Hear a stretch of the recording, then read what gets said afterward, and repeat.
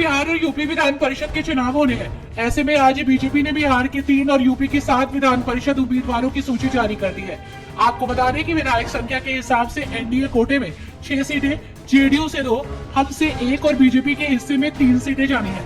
हालांकि बीजेपी ने इस बार कुछ बड़े नामों को अपनी लिस्ट से बाहर कर दिया है, तो वहीं यूपी विधान परिषद के लिए बीजेपी के 7 उम्मीदवारों के नाम जारी कर दिए गए, जिसमें 3 नाम रिपीट है।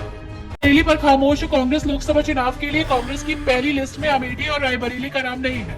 ऐसे में कयास लगाए जा रहे हैं कि क्या कांग्रेस दोनों सीटों पर चुनाव लड़ेगी या फिर अमेठी से एक बार फिर राहुल गांधी उम्मीदवार होंगे, तो वहीं रायबरेली से प्रियंका गांधी के लोकसभा चुनाव लड़ने की उम्मीद जताई जा रही है। हालांकि रायबरेली से सोनिया गांधी इस बार चुनावी मैदान में नहीं उतरेंगी। चुनाव के दौरान भाजपा को ज्यादा ही जनता पर मेहरबान रहती है। जी हाँ, योगी सरकार प्रदेश की महिलाओं को होली के तोहफे में निःशुल्क गैस सिलेंडर देने जा रही है। इसमें प्रदेश के 1,75,00,000 लोगों को सीधा फायदा होगा। आपको बता दें कि इससे पहले भी उत्तर प्रदेश की योगी सरकार ने दीपावली पर भी महिलाओं को मुफ्त सिलेंडर का तोहफा दिया था। लोकसभा चुनाव 2024 होने हैं और ऐसे भी कयास लगाए जा रहे हैं कि जम्मू कश्मीर के विधानसभा चुनाव भी करवाए जा सकते हैं, जिसे लेकर चुनाव आयोग की टीम ने जम्मू कश्मीर में कई इलाकों की रेकी भी की है। वहीं जम्मू कश्मीर के पूर्व सीएम और नेशनल कॉन्फ्रेंस के फारूक अब्दुल्ला के स्वर पीएम मोदी की तरफ से बदलते नजर आ रहे हैं। नतीजा साफ है कि हाल ही में सपा अध्यक्ष अखिलेश यादव द्वारा पीएम मोदी पर किए गए विवादित टिप्पणी का अब्दुल्ला ने जमकर विरोध किया है।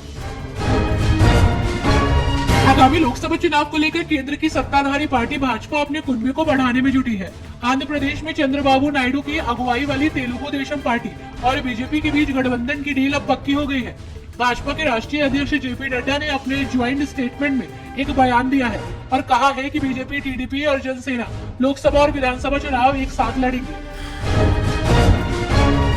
भारत के मुख्य न्यायाधीश जस्टिस डी.वाई. चंद्रचूड़ ने भारत संविधान को लेकर एक बड़ा बयान दिया है, जहां उनका कहना है कि जब हम संविधान को देखते हैं तो ये पता चलता है कि संविधान का निर्माण तमाम वर्ग, समूह और नागरिक हितों को ध्यान में रखते हुए किया गया है।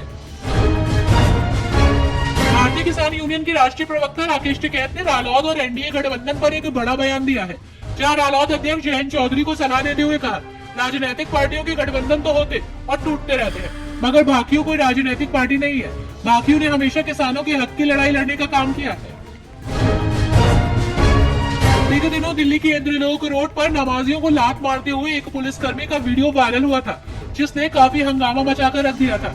इस घटना को जमीयत उलेमाए हिंद ने इसे इस्लामोफोबिया बताया है, तो वहीं एआईएमआईएम नेता असदुद्दीन ओवैसी ने भी इस विवाद में अपनी प्रतिक्रिया दी है, जहां ओवैसी चीफ ने घटना पर नाराजगी जताते हुए बीजेपी को ताने मारने में कोई कसर नहीं छोड़ी है।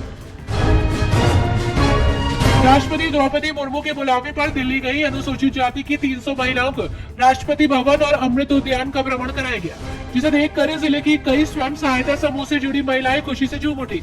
इस खुशी का कारण ये रहा कि राष्ट्रपति द्रौपदी मुर्मू को करीब 10 महिलाओं ने बेहद करीब से देखा। केंद्रीय पेट्रोलियम मंत्री हरदीप सिंह पुरी ने आज बड़ा बयान दिया, जहां उनका कहना है कि सरकार ने एलपीजी सिलेंडर को मिलने वाली सब्सिडी की समय सीमा 1 साल के लिए बढ़ा दी है, क्योंकि सब्सिडी की समय सीमा 31 मार्च 2024 को समाप्त होने वाली थी। हालांकि ये समय सीमा वित्तीय वर्ष 2024-25 तक के लिए बढ़ा दी गई है। साथ ही उन्होंने ये भी कहा कि एलपीजी कीमतों को कम करने के लिए पीएम मोदी ने अंतर्राष्ट्रीय महिला दिवस के मौके पर एलपीजी सिलेंडर पर 100 रुपए की सब्सिडी देने का ऐलान किया है।